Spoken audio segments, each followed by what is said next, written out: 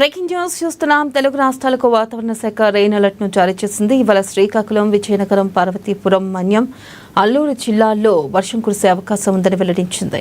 ఇక తేలికపాటి నుంచి మోస్తరు వర్షాలు కురిసే అవకాశం ఉందని పేర్కొంది. ఇక వర్షాలు పడే నేపథ్యంలో సముద్రం అలజడిగా మారే ప్రమాదం ఉంటుందని, మత్స్యకారులు వేటకు వెళ్లకూడదని హెచ్చరికలను జారీ చేసింది. అలాగే తెలంగాణకు 2 రోజుల పాటు వర్ష సూచన ఉంటుందని తెలిపింది. ఇక పలు చోట్ల ఉరుములు, మెరుపులతో కూడిన మోస్తరు వర్షాలు కురుస్తాయని, ప్రజలు అప్రమత్తంగా ఉండాలని సూచించింది. గంటకు 30 నుంచి 40 కిలోమీటర్ల వేగంతో ఈదురుగాలు వీస్తాయని వెల్లడించింది.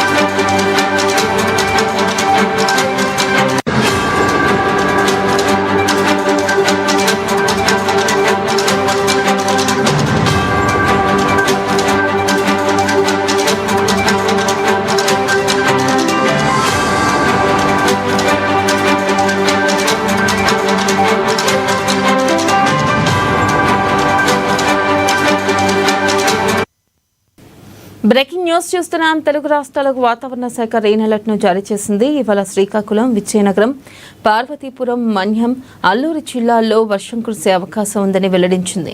తేలికపాటి నుంచి మోస్తరు వర్షాలు కురిసే అవకాశం ఉందని పేర్కొంది.